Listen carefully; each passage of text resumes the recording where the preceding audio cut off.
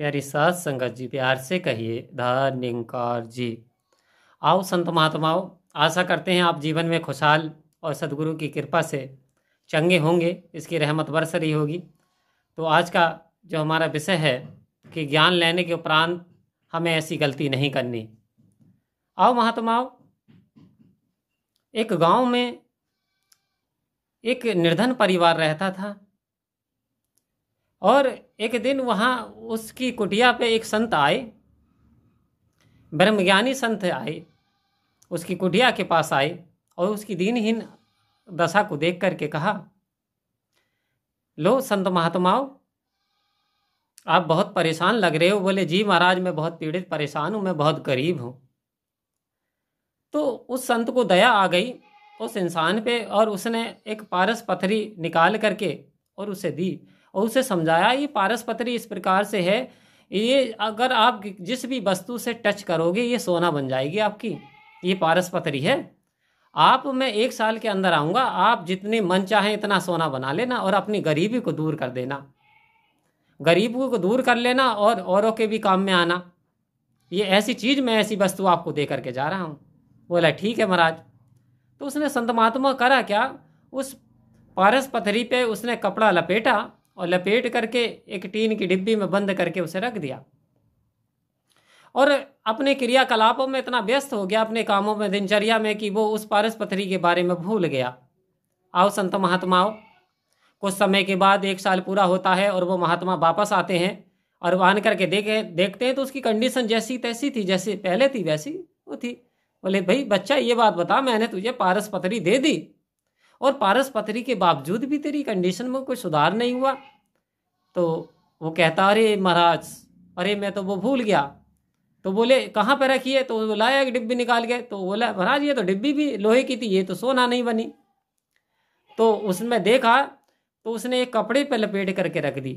आओ संत महात्माओं, पारस पथरी आखिर क्या है? पारस पथरी, पारस पथरी ये ब्रह्म ज्ञान है, ये निरंकार का ज्ञान, ये ईश्वर का ज्ञान, ये सतगुरु ने जो हमें दिया, हम पे कृपा की, ये पारस पथरी है।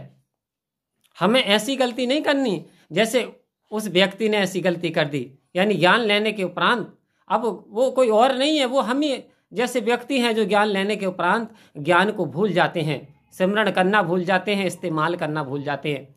आओ संत महात्माओं, ये ज्ञान तो वो पावर है। अब यदि निरंकार का दर्शन करके और हम इसका जितना सिमरण करें, ज़्यादा से ज़्यादा इस्तेमाल करें, तो ये हमारे इतने ही काम में आता चला जाता है।